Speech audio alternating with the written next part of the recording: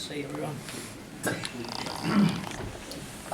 Fellows, today we have the privilege of one of our long-standing Rotarians and local politicians. I'm sure is going to create a lot of questions. But anyway, I think you all know him. May I introduce Keith?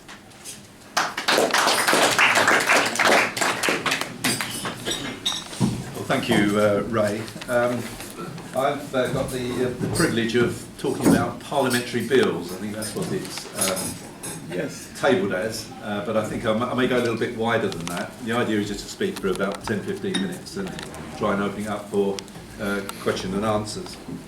I was a Member of Parliament for 4 years, from 1997 to 2001, and during that time I had the full experience of Parliament.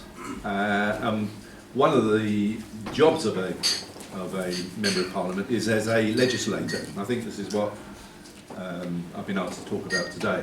Of course, there are a number of other aspects of being a Member of Parliament which don't really come under the heading as a legislator, but I'll concentrate on that bit, and if anybody wants any other questions, I'll be happy to answer them. And so we're talking about how we make laws, or how Members of Parliament make laws, and I think it's just worth mentioning the different types of laws that we have in the country. So legislation passed by Parliament, Parliament being sovereign, and that's a word which we're hearing a lot in the debate about Europe today, the sovereignty of Parliament. Parliament is sovereign, so Parliament, the majority of members in Parliament can pass legislation and can still do to today about anything. So if we had a required number of members of Parliament that wanted to take us out of Europe, they could do so by passing a motion or be an amending piece of legislation to repeal the European Communities Act of 1972. They could do that within a very short space of time if Parliament had the will to do it, and it's been the members. So you hear a lot of debate about the sovereignty of Parliament and what they can do and what they can't do on the basis that those powers have been taken away, and of course that's not the case. Of course, Parliament does cede sovereignty in many ways through United Nations and all sorts of bodies. So law relating to the sea, for example, is one of the laws which is passed by the United Nations, and you have international agreements and so on, but it does become law. At the other end of the scale, parish councils or local councils can pass bylaws, and as far as local government is concerned, it is a nature of statute. So our Parliament in Westminster passes legislation, usually under local government legislation, and that then gives local councils the ability to pass rules, regulations, bylaws in their own communities. So it does stem from the sovereignty of Parliament. And of course, on the other hand, we have common law, which is passed by judges. That's either by interpretation of statute, or there are laws which are purely made by judges through our court system. So that's the sort of gambit of laws in very general terms. The laws that come from the United Nations are usually by way of directives, but often as a matter of EU policy, governments legislate within their own country so that those particular policies are introduced in legislation. So it's a number of ways.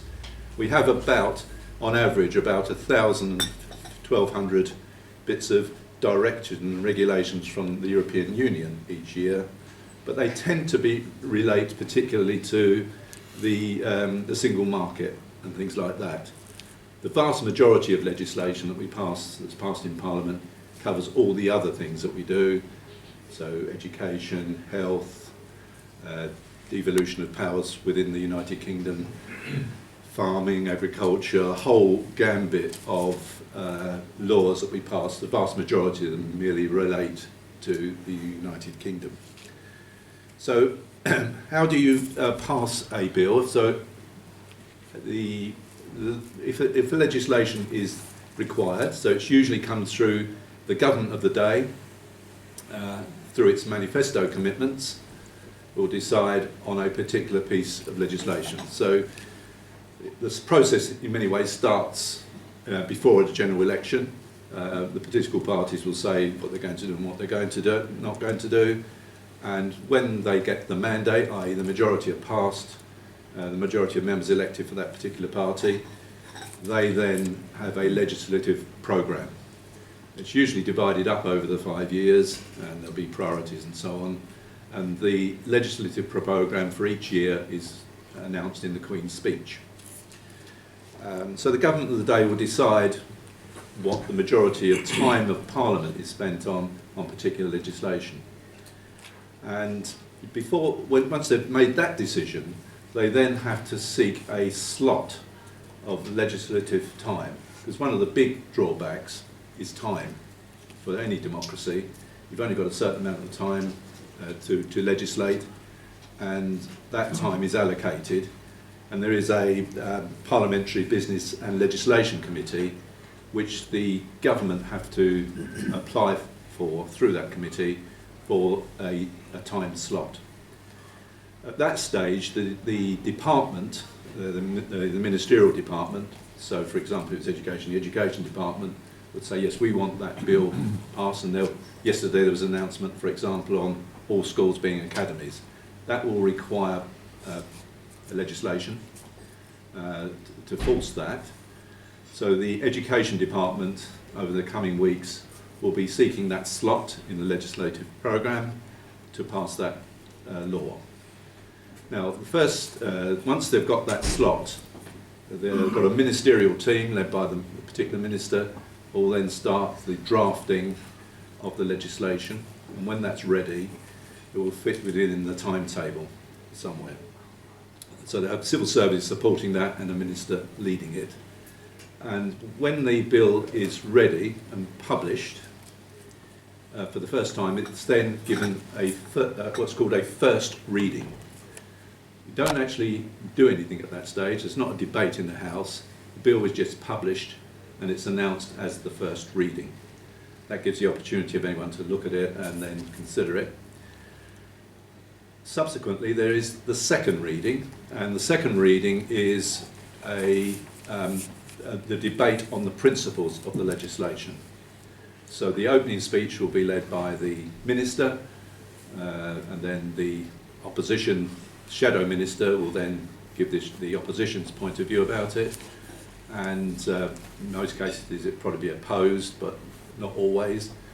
Incidentally, unopposed legislation is usually the worst type of legislation because it's not given the proper scrutiny that legislation requires in order to test it. But let's assume, for the purpose of this talk, that we're having an opposed piece of legislation. So the shadow minister will then give the opposition's view, and there will be a debate, usually a day's debate in the House of Commons. And at the end of that debate, there will be a vote on the second reading. Assuming it's the government legislation, the government majority then passes on second reading. The next stage is then to take it into what they say upstairs. That's how parliamentarians use it. In fact, it goes into committee. Most of the committee rooms are upstairs, and that's why they say take it upstairs. And the legislation is then, during that committee stage, it is gone through line by line, clause by clause. The committee will be based on a group of members of Parliament, usually around about 20, and the allocation of members is based on the same majority as Parliament. So the government side will have the majority of members, opposition, and the various smaller parties will all have representatives on that committee. And then there is a debate on each clause of the bill, going through it line by line, and there will be votes at different stages. The government usually get their way, but at that stage, it's a key stage because lobbyists, so people with an interest in the bill, will be lobbying the committee members and the ministers to build in any revisions or amendments to the legislation. So it gets scrutiny from within Parliament, but it's also getting scrutiny outside of Parliament for those interested parties.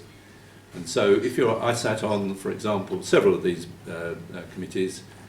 The Greater London Bill that came through when I was there was a large bill, one of the largest pieces of legislation at that time, and we were getting representatives from all the local authorities and everyone affected by that, whether they thought it was a good thing or wanted changes in it.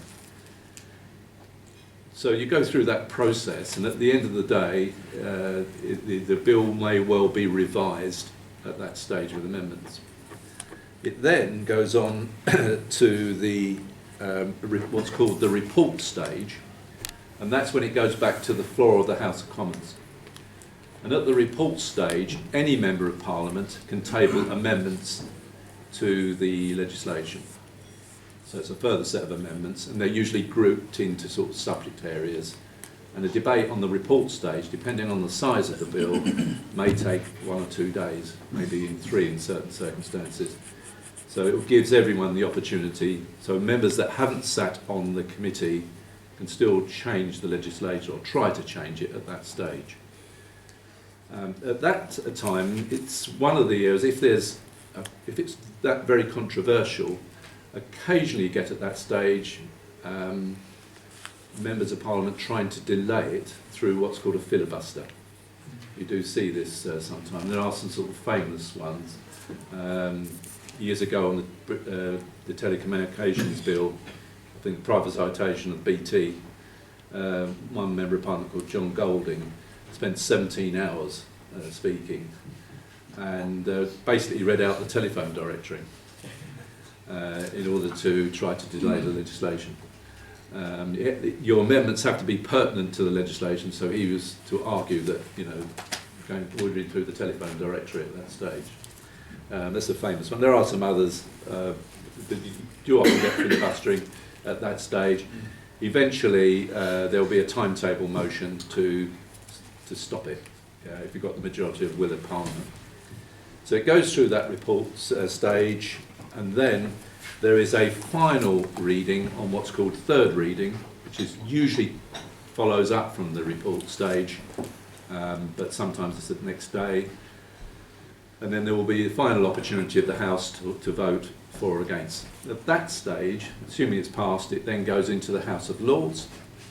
And in the House of Lords, a similar process, although it's not quite so involved, takes place. And then the House of Lords will make amendments if they feel they want to do so. They then, when they come back, if there's any difference between the two houses, so if you get the House of Lords moving amendments which the House of Commons didn't agree to, those amendments then come back to the House of Commons. And there is a further stage, and it can be what's called a ping-pong stage, where the two houses are not agreeing with each other. That can become a stalemate, and ultimately the Parliament Acts can be introduced to stop that. If it's provided the piece of legislation is in the government's manifesto. That's the principle of it. Otherwise, there's a ability for the House of Lords to delay it for up to 1 year. But the Parliament Acts passed in the early part of the 20th century now allow for that. So let's assume that we've gone through that stage. Eventually, the bill then gets royal assent, so literally it has the seal of the Queen, and it then becomes law. Will it be introduced? Usually straight away, but in some instances the legislation is introduced at a period in the future to be announced. So going through all of that, that stage is when you get the law. I think I've really dealt with the majority of points about legislation. I think it'll last about 10-15 minutes on a fine. So I'm happy to answer any questions on that or anything else about Parliament. Well, I've got one. How long did that whole process take from beginning to end? It depends upon the size of the bill. The Greater London Bill, which was the largest one in the 1997-2001 Parliament, we were involved in it for about 5 months. and we had two full committee sessions, and towards the end of them, the committee sessions were going on from after lunch right the way through to midnight. So yeah, it can be taken. But if you get sometimes you get a bill which is a single side of A4, and of course that will go through much quicker. Ron? If a private member wanted to bring something in, like stopping cyclists cycling on the pavement and wanted a bill to bring and make it against the law, how does he begin? Who does he go to with a big piece of paper with this on? Well, I hadn't mentioned private members' bills, but thanks for the question, because that gives us the opportunity to address that point. There are several types of legislation. So we've got the principal legislation from government, from the administration. You've got private members' bills, which I think you're referring to, and you've got private legislation. Private legislation is not actually governed by the government, but certain organisations sometimes need legislation, and they go through what's called a private bill process. But there's a separate office, which is within Westminster, where if you've got a private bill, then you can try to get that bill passed, and there's a petition process. So that's more complicated. I'll move that over to one side. Private members' bills, basically any member of Parliament can put a bill at any time, but he or she has to get this slot.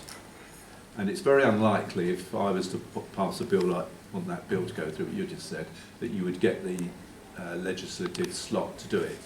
However, each year there's a ballot for private members' bills, and those bills are debated on a Friday morning when there's no other legislation going through, and there's about 8 weeks during the year, 8 Fridays during the year, when private members' bills can be debated.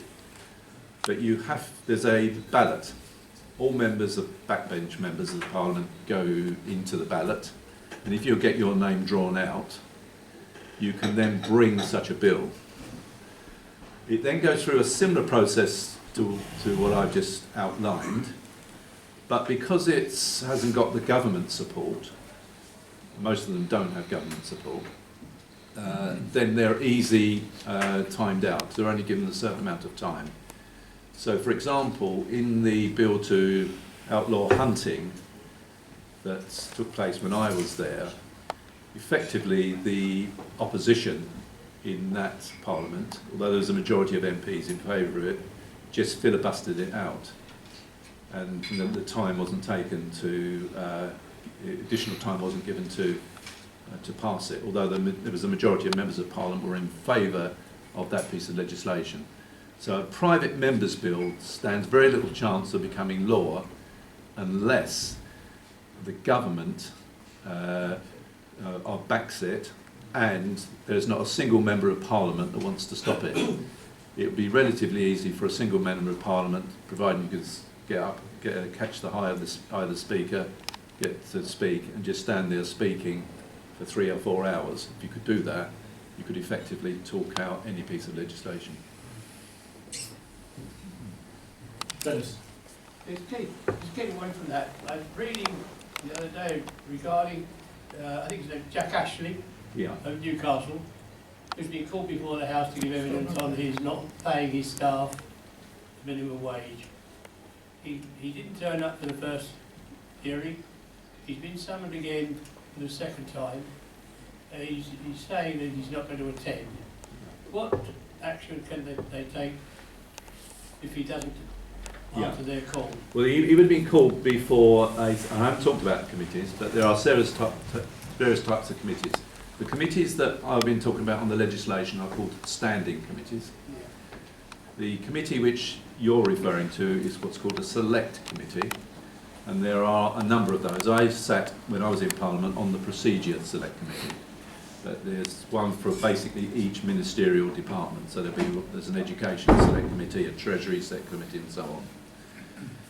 Select committees are, in my view, one of the sort of shining stars of Parliament, because you tend to get people on, members on them, who are less partisan and tend to be specialists in particular areas. There's something they've got a particular interest in, and they really do the background, and you're not select committees are not whipped, so you tends to promote more independence of mind, and they do, in my view, some of the best work in Parliament. They do have extended powers to summons, although they're very, very rarely used. So I think in a case like that, if they really pushed the patience of that committee, and they needed that evidence, then they could probably argue for that person to be summoned, and you'd have to do so. You'd have to come along. You have to. Yes, you could. Ultimately, yeah, there's a power to get you to go there, because you can't. But if the person's not going to speak and just sits there and just doesn't talk, what's the point of it? So you've got to be able to actually get what you're wanting to from that evidence. Jerry. Refresh my memory, Keith. When does a white paper turn into a green paper? Good question. It's usually the other way around. Is it a green paper into a white paper? Yeah. No, what Jerry's talking about is often governments will have ideas about future legislation, and will sometimes publish a green paper, which is a broad idea of what they're proposing, but inviting comments upon it. And then following that, ultimately, after reconsideration, they'll publish a white paper, which will be much more detailed proposals. You don't hear those terms so much these days, because Parliament have gradually moved over a process of draft legislation. So if they've got an idea now, you quite often get a draft bill published, and the advantage of that is it can cover over from one Parliament to the next. So it's providing the same government are there, and it gets re-elected.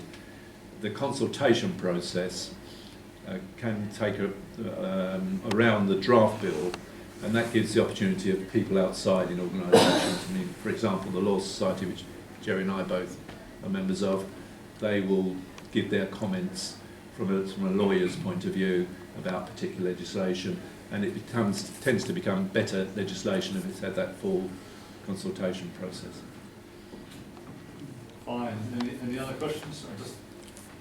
I'd like to make one comment, and it's actually thanks to Jerry Harrington. I remember several years ago he demonstrated how active the House of Parliament is, the House of Commons, in drafting legislation, by showing me into Moss and Coleman's offices and said, those books there are the laws that have been passed since the Magna Carta up until about 1950, and the rest of it is what's happened subsequently. So I can understand that was a demonstration, and what Keith has been telling us today. We understand how busy Parliament is and how effective it is. Keith, thank you very much indeed for explaining some of the myths, and I'm sure we'll ask you other questions in the future. Before you sit down, I've got one other duty for you to perform, and that's not the ballot box, but the raffle box.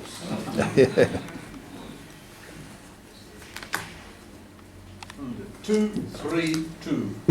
232. John Cutman. Who is it? John. Yes. I'll pass it on. Thank you very much indeed. Thank you. Right. Any other business? In that case, please be abstaining. Just a reminder, I do not know the menu for next week.